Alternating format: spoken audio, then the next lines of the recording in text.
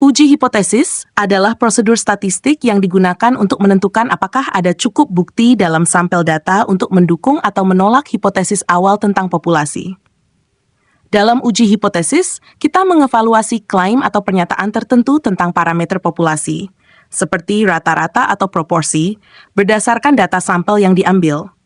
Proses ini penting dalam penelitian ilmiah untuk menentukan apakah pernyataan yang dibuat dapat didukung oleh data empiris. Langkah-langkah uji hipotesis 1. Rumuskan hipotesis 0 Hatzau dan hipotesis alternatif HU11. Hipotesis 0, hipotesis yang menyatakan bahwa tidak ada perbedaan atau hubungan, tidak ada efek. Ini adalah pernyataan yang akan diuji. Hipotesis alternatif AHR1, hipotesis yang menyatakan bahwa ada perbedaan atau hubungan, ada efek. Jika Hatzau ditolak, maka AHR diterima. Contoh. Hatzau, konsumsi gula tidak mempengaruhi berat badan. Haing, konsumsi gula mempengaruhi berat badan. 2. Tentukan tingkat signifikansi Ma.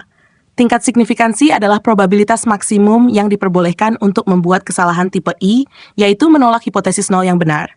Biasanya, apa kuala 0,005% digunakan dalam banyak penelitian. Contoh, apa kuala 0,05 berarti ada 5% risiko kita salah menolak hipotesis 0. 3. Pilih uji statistik yang tepat. Jenis uji statistik tergantung pada jenis data dan hipotesis yang diuji.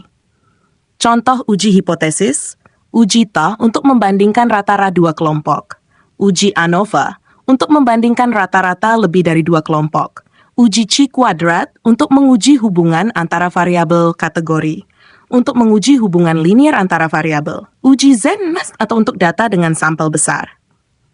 4. Kumpulkan dan analisis data. Ambil data sampel yang akan diuji. Data tersebut harus mewakili populasi yang ingin dipelajari. Lakukan analisis statistik berdasarkan metode yang dipilih.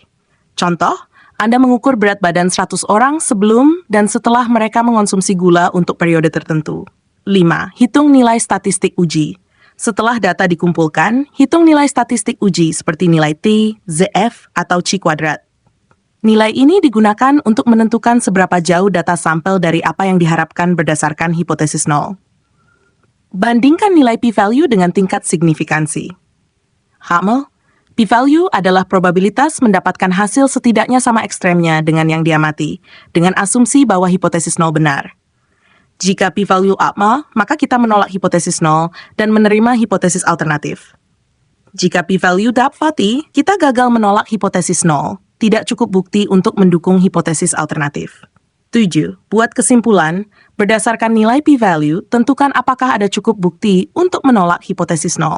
Contoh kesimpulan, jika p-value adalah 0,02 dan apa adalah 0,05, kita menolak hasil dan menyimpulkan bahwa konsumsi gula memang mempengaruhi berat badan.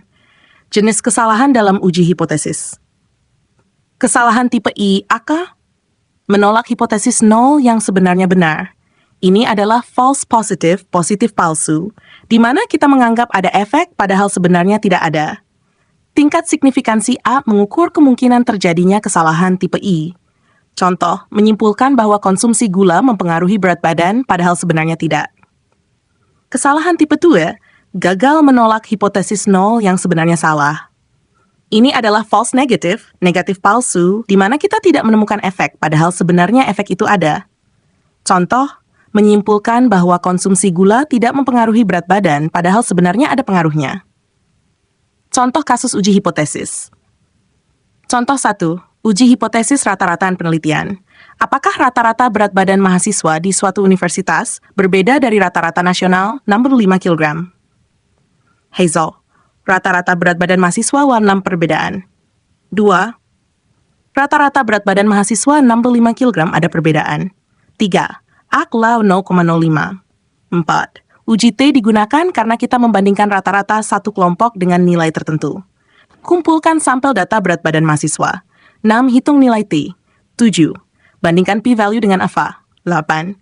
Buat kesimpulan. Jika p-value 0,05, kita menolak Hatzau dan menyimpulkan bahwa berat badan mahasiswa berbeda dari rata-rata nasional. Contoh 2. Uji hipotesis proporsi. Pertanyaan penelitian. Apakah proporsi mahasiswa yang menggunakan transportasi umum lebih besar dari 50%? Sajat, proporsi mahasiswa yang menggunakan transportasi umum 50%. 2. Proporsi mahasiswa yang menggunakan transportasi umum 50%. 3. AFA la 0,05. Uji Z digunakan karena kita membandingkan proporsi dengan nilai tertentu. Mengumpulkan data tentang penggunaan transportasi umum di antara mahasiswa. 6. Hitung nilai Z. Bandingkan p-value dengan AA. Buat kesimpulan, jika p-value 0,05, kita menolak Hazard dan menyimpulkan bahwa lebih dari 50% mahasiswa menggunakan transportasi umum.